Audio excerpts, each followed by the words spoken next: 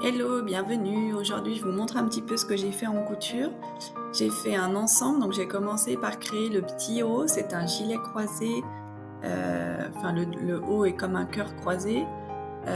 C'est un jersey ajouré en couleur terracotta. Donc j'ai fait une taille bébé de 3 mois. Et donc j'ai fait une finition avec du biais bleu marine. Donc là, sur le modèle, il me reste à faire les boutons pression. Donc je vais coudre 2 petites pressions sur les pattes prévues à cet effet-là. Et la deuxième partie de la pression tombera sur le biais, donc de l'autre côté. Alors je vous montre juste rapidement comment j'ai posé les pressions. Donc bien sûr, ce sont des pressions qui se cousent à la main, celles-ci. Il n'y a pas de pince, hein, elles se cousent à la main dans les petits trous. Il y a 4 petits trous. On fait le tour avec plusieurs points main. Et on les maintient de cette façon. Et ça tient très très très très bien.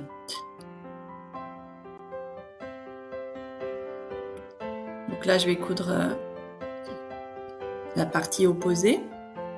Il faut bien mettre le vêtement en place, faire une petite marque pour savoir où la pression tombe. Et on met la deuxième partie de la pression de l'autre côté.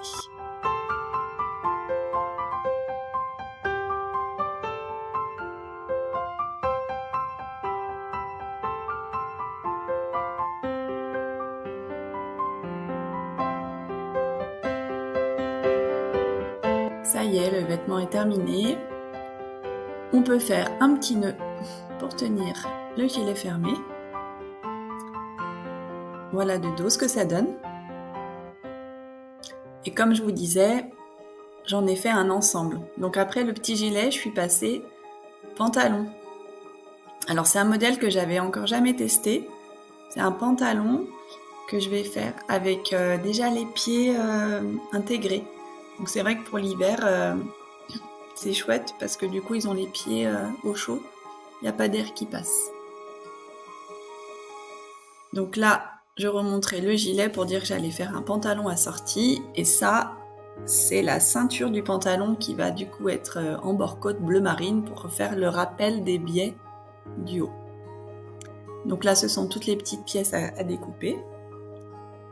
Et voilà à quoi ressemble le pantalon. Donc là, j'attaque le montage. Je couds le dessus de pied avec les jambes. Ensuite, on assemble les jambes sur les coutures côté extérieur et intérieur. Et après, on n'a plus qu'à mettre la petite semelle qui vient dessous. Donc le montage est relativement simple. C'est un modèle finalement que je conseille aux débutantes. Je vais pouvoir le conseiller dans mes cours pour celles qui ont des petits bébés ou des petits enfants. Et c'est un modèle vraiment simple. Et après, on passe à la ceinture du coup.